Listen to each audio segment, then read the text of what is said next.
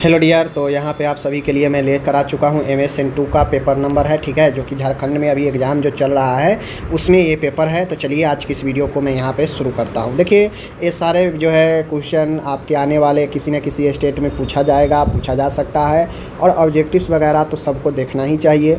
लेकिन मैं फ़िलहाल देख रहा हूँ स्टूडेंट इंटरेस्टेड पढ़ाई के क्षेत्र में नहीं रहते हैं, और जॉब जब नहीं लगता है तो कहता है ये है वो है, दिस है डैट है, क्वेश्चन ऐसा पूछा गया वैसा पूछा गया, समझ गया ना।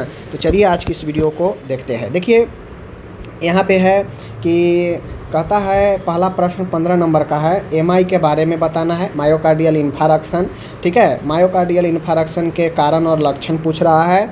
मायोकार्डियल इन्फारक्शन से पीड़ित व्यक्तियों का नर्सिंग प्रबंध पूछ रहा है, जो कि हम पढ़ा चुके हैं, जिसको हम लोग एक्यूट जो है अचानक से होने वाला हार्ट अटैक भी कहते हैं, ठीक है ना।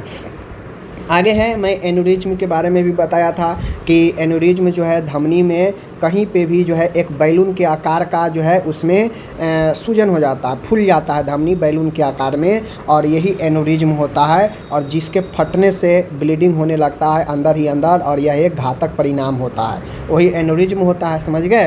तो ये भी पढ़ा दिए थे। आगे है हाइपरटेंशन क्या है, शॉक के बारे में, सेलुसाइटिस, पैलिएटिव केयर ऑफ कैंसर, सारा क्वेश्चन हम पढ़ा चुके हैं, ठीक है। 4 में से कोई 3 का ही जवाब देना था, 15 नंबर, ठीक है ना। आगे है 15 नंबर का परिभाषा पूछा है, डिस्फेसिया के बारे में, एसाइटिस के बारे में, समझ रहे। आगे हैं यहाँ पे ओटाइटिस मीडिया है, बेड सोर है, हेमोथेरैक्स है, कीमोथेरेपी है, फेरेंजाइटिस है, एपिस्टेक्सिस है, ठीक है, गवर्नमेंट है, और एपिलेप्सी मिर्गी है। तो ये सारा क्वेश्चन मैं पढ़ा दिया हूँ, डिफिनीशन था, 2-2 लाइन समय लिख देना था, समझ गए। आगे है ट्रू फॉल्स। देखिए ट्रू फॉल्स 15 नंबर में पूछा गया है, 10 क्वेश्चन है, एक क्वेश्चन 1.5 नंबर का है। जैसे लंप स्तन में गांठ हमेशा कैंसर वाला होता है, तो ये गलत हो जाएगा। स्तन में हमेशा जो है कैंसर वाला ही गांठ नहीं होता है, गांठ नॉर्मल भी होता है, तो ये कहना कि हमेशा कैंसर वाला ही होता है, ये गलत है, ठीक है। कहता है खुजली बैक्टीरिया के कारण होता है, scabies is cause by bacteria, तो ये गलत है। स्कैबिज जो है, खुजली जो है बैक्टीरिया के कारण नहीं होता है, ठीक है। इन बातें को ध्यान में रखना है, ठीक है। आगे है HIV इज कम्युनिकेबल डिजीज, क्या HIV फैलने वाला रोग है, तो बिल्कुल संचारी रोग है। कहता है fire is man made disaster, तो बिल्कुल आग जो है मानव निर्मित भी हो सकता है और प्राकृतिक भी हो सकता है, तो दोनों हो सकता है, सही होगा, ठीक है।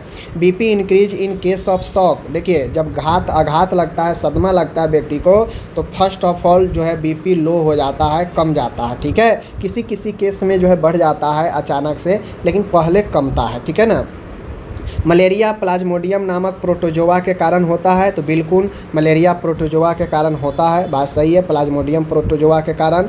जलने की प्रतिशत को 9 के नियम से हम अनुमान लगाते हैं, तो बिल्कुल लगाते हैं, सब पढ़ा दिए हैं। रेटिना और ल्यूस के बीच के तरल पदार्थ को जलीय द्रव एक्वस ह्यूमर कहते हैं, तो बिल्कुल कहते हैं। इसी के बढ़ने से तो इंट्राक्रेनियल प्रेशर लगता है, समझ रहे बात को। चलिए आगे है यहाँ पे एपनिया रुक जाने, श्वसन रुकने की अस्थायी स्थिति है, तो बिल्कुल एपनिया अब्सेंस ऑफ रिस्पायरेशन, श्वसन का अनुपस्थित होना, ठीक है।